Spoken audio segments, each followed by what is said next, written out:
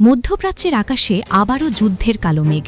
Israel ও ইরানকে ঘিরে উত্তেজনা এমন এক পর্যায়ে পৌঁছেছে যেখানে সামরিক বাস্তবতা নিয়ে নতুন করে প্রশ্ন তুলছে আন্তর্জাতিক বিশ্লেষকরা। ইসরায়েলের আকাশ প্রতিরক্ষায় রয়েছে বহুস্তরীয় নিরাপত্তা ব্যবস্থা, Iron Dome, David Sling, Arrow missile system এবং যুক্তরাষ্ট্রে সরবরাহ করা থ্যাড।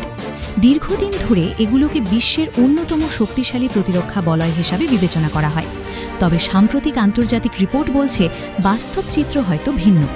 গত সংঘাতে মাত্র ৫০০ থেকে ৬০০ ব্যালিস্টিক মিসাইল প্রতিহত করতেই ইসরায়েলের ইন্টারসেপ্টর মজুদ উল্লেখযোগ্যভাবে কমে যায়। এমনকি যুক্তরাষ্ট্রের সরবরাহ করা কিছু প্রতিরক্ষা মজুদের বড় অংশও ব্যবহার করতে হয়েছিল। এদিকে বিভিন্ন নিরাপত্তা বিশ্লেষণ অনুযায়ী ইরানের হাতে এখন হাজার হাজার ব্যালিস্টিক মিসাইল রয়েছে বলে ধারণা করা হয়।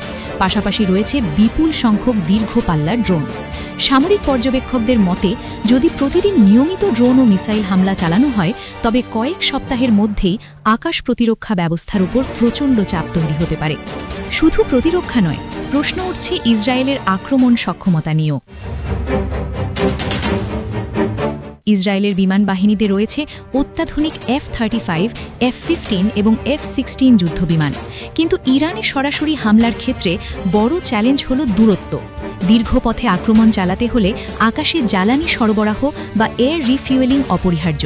বিশ্লেষকদের মতে, সীমিত ট্যাঙ্কার সক্ষমতা দীর্ঘমেয়াদী অভিযানে চাপ তৈরি করতে পারে। এছাড়া দীর্ঘদিনের সংঘাত, বিশেষ করে গাজা ও লেবানন ফ্রন্টে টানা সামরিক কার্যক্রম বিমান বাহিনীর রক্ষণাবেক্ষণ সক্ষমতার ওপরও প্রভাব ফেলেছে বলে ধারণা করা হচ্ছে। মার্কিন নিরাপত্তা বিশ্লেষকরা সতর্ক করে বলেছেন, ইরানের বিরুদ্ধে পূর্ণমাত্রার যুদ্ধ হলে সেটি সীমিত সংঘাতে সীমাবদ্ধ নাও থাকতে পারে। এতে যুক্তরাষ্ট্র সরাসরি জড়িয়ে পড়ার ঝুঁকি তৈরি হতে পারে, যা আঞ্চলিক যুদ্ধকে বৃহত্তর সংঘাতে রূপ দিতে পারে।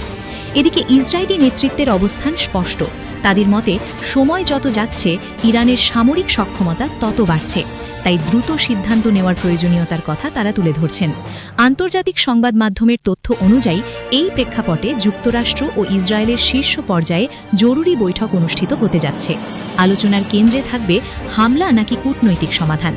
বিশ্ব এখন তাকিয়ে আছে ওয়াশিংটনের দিকে, কারণ এই সিদ্ধান্ত শুধু দুই দেশের নয়, মধ্যপ্রাচ্যের ভবিষ্যৎ, এমনকি বৈশ্বিক নিরাপত্তা ব্যবস্থাকেও প্রভাবিত করতে পারে।